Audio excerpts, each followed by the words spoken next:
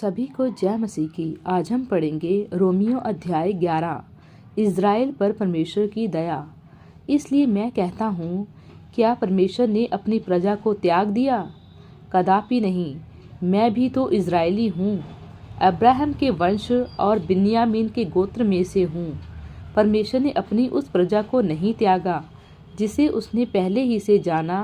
क्या तुम नहीं जानते कि पवित्र शास्त्र एलिया के विषय में क्या कहता है कि वह इज़राइल के विरोध में परमेश्वर से विनती करता है, हे प्रभु, उन्होंने तेरे भविष्यवक्ताओं को घात किया और तेरी वेदियों को ढा दिया है, और मैं ही अकेला बचा हूँ और वे मेरे प्राण के भी खोजी हैं। परंतु परमेश्वर से उसे क्या उत्तर मिला? मैंने अपने लिए 7,000 पुरुषों को रख छोड़ा है जिन्होंने बायल के आगे घुटने नहीं टेके हैं। ठीक इसी रीति से इस समय भी अनुग्रह से चुने हुए कुछ लोग बाकी हैं। यदि यह अनुग्रह से हुआ है तो फिर कर्मों से नहीं तो अनुग्रह फिर अनुग्रह नहीं रहा। इसलिए परिणाम क्या हुआ? यह कि इज़राइली जिसकी खोज में थे वह उनको नहीं मिला, परंतु चुने हुओं को मिला, और शेष लोग कठोर किए गए। जैसा लिखा है, परमेश्वर ने उन्हें आज के दिन तक भारी नींद में डाल रखा है, और ऐसी आंखें दी हैं जो ना देखें और ऐसे कान जो ना सुने। और दाऊद कहता है, उनका भोजन उनके लिए जाल और फंदा और ठोकर और दंड का कारण हो जाए। उनकी आंखें पर अंधेरा छा जाए ताकि ना देखें, और तू सदा उनकी पीठ को झुकाए रख। अतः मैं कहता हूँ, क्या उन्होंने इसलिए ठोकर खाई कि गिर पड़े? कदापि नहीं, परंतु उनके गिरने के कारण अन्य जातियों को उद्धार मिला कि उन्हें जलन हो। इसलिए यदि उनका गिरना जगत के लिए धन और उनकी घटी अन्य जातियों के लिए संपत्ति का कारण हुआ, तो उनकी भरपूरी से क्या कुछ ना होगा। अन्य जातियों का उद्धार कलम लगाने का उदाहरण।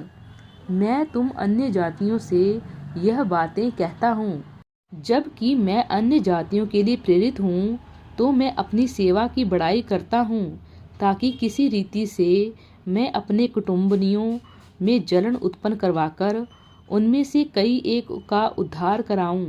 क्योंकि जब उनका त्याग दिया जाना जगत के मिलाप का कारण हुआ, तो क्या उनका ग्रहण किया जाना मरे हुओं में से जी उठने के बराबर ना होगा?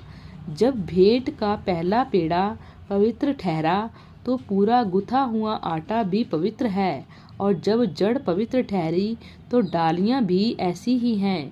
पर यदि कुछ डालियां तोड़ दी गईं और तू जंगली जैतून होकर उनमें साटा गया और जैतून की जड़ की चिकनाई का भागी हुआ है, तो डालियों पर घमंड ना करना। और यदि तू घमंड करे तो जान रख कि तू जड़ को नहीं, परंतु जड़ तुझे संभालती है। फिर तू कहेगा, डालियां इसलिए तोड़ी गई कि मैं साटा जाऊं। ठीक है, वे तो अविश्वास के कारण तोड़ी गई, परंतु तू विश्वास से बना रहता है। इसलिए अभिमानी ना हो, परंतु भय मान, क्योंकि जब परमेश्वर ने स्वाभाविक डालियों को ना छोड़ा, तो तुझे भी ना छोड़ेगा। इसलिए परमेश्वर की कृपा और कड़ाई को देख। जो गिर गए उन पर कड़ाई, परंतु तुझ पर कृपा। यदि तू उसमें बना रहे, नहीं तो तू भी काट डाला जाएगा। वे भी यदि अविश्वास में ना रहे तो साटे जाएंगे, क्योंकि परमेश्वर उन्हें फिर साट सकता है। क्योंकि यदि तू उस जैतून से जो स्वभाव से जंगली है काटा गया और स्वभाव के विरुद्ध अच्छे जैतून में साटा गया, तो ये जो स्वाभाविक डालियां हैं अपने ही जैतून में क्यों ना साटे जाएंगे। सारे इज़राइल का उद्धार।